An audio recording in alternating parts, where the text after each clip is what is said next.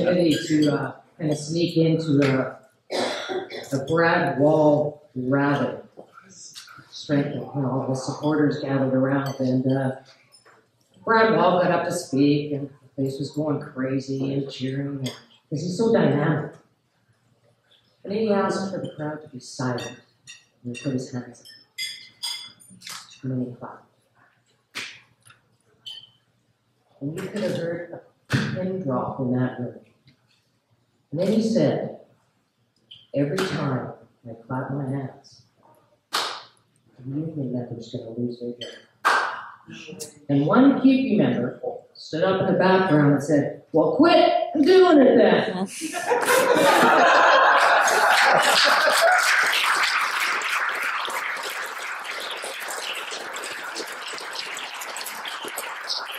So what we kind of have here is a situation where right across the whole province, we're seeing devastation of decent paying jobs being taken away.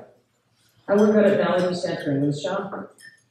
An institution, they like to call it, I like to call it a care facility for people with physical and mental disabilities. So we right now have 185 clients that we give care to. And back in 1954, when they first opened it, it was about 1,700. And right when they opened it back in 1954, people said, it's going to close, it's institutionalization, you can't have it. For many of our clients, it's been their home for over 50 years. And it is truly a home. So the SAS Party announced they're closing the entire institution. By 2016, over 500 workers will be losing their jobs. 1 year ago, they also announced that the laundry would be shutting down, and that would happen sooner. Well, how soon? No answer. When will this take place? We don't know. Will there be jobs for anyone?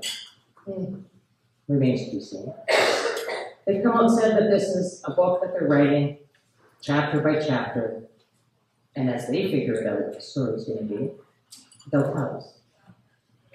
So we're in a situation where we have people that are trying to carry on with their lives, but not knowing from one day to the next if you have a job. I'm concerned not just for myself, but these are people that I've worked with for 15 years. These are residents that don't know where they're going to live. And this is a government, frankly, doesn't give a shit. Because as greedy as we are, that $20 an hour that I'm making is going to be gone.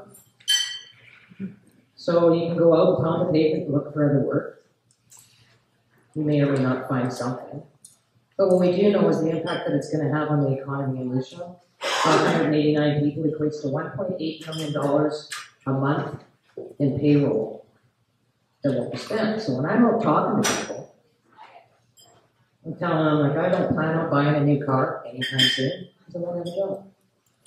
Renovations to my house have been put on hold because I just can't afford to do it. And then I hear some of my fellow co-workers saying things like, you know, we're not going to put our kids in hockey this year because we're unsure whether or not we can afford it. We don't know when our jobs are going to be gone. These are all things that they don't address. And when I've spoken to our SAS Party MLAs in Moose Jaw, Warren Mitchellson is one of them. We were out on the streets of Moose Jaw doing a campaign, the BBC Matters campaign, and creating some public awareness. And I ran into Mr. Mitchellson and I asked him, what's happening with the jobs that are valued today? Because nobody's losing their jobs today. So I asked him about the 400 laundry workers' jobs. Now that they privatized it, gave the contract to an Alberta company. What do you call that? He said he calls it progress. So these are some of the things that when you're talking to your politicians, that's their answer. This is their solution to the twist that they put on it, is saving taxpayers' money. We know with the work that QP has done and other unions about privatization, it's not going to save them a damn dime. It's going to cost them much more. But the real cost is the people factor in this. They want to make it a dollars and cents issue that they can tell the public that it's going to save them money, they're being fiscally responsible, blah, blah, blah. And all I hear is, every time I clap my hands, the union member loses the job. And the place erupts. His supporters are for that. So, you know, you get involved in the union movement and you come out and you learn about privatization and what it's all about. You learn how to represent your members. You learn what it's like to go into arbitrations and fight for what's right. And we're the privileged ones, because we're the ones that are here, learning all of this. So we've got a whole lot of brothers and sisters back home that aren't here today. Thousands of QP members that are as privileged as what we are. So what we learn when we come to these events isn't just a matter of learning how to fight.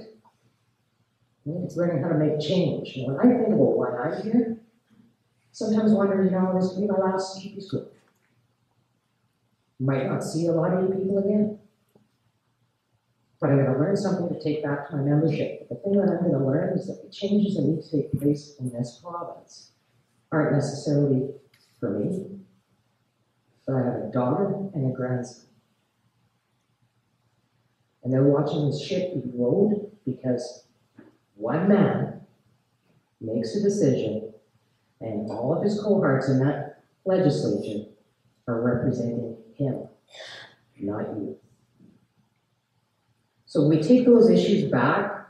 I don't call it progress that my MLA is supposed to be representing me. He's not. He's representing that wall. So we come to these schools, we get all kinds of tools, we get all kinds of things that we can take action. This is about taking what we learn here and sitting down face to face, person to person with our family, our friends, our co-workers, and telling them what that means.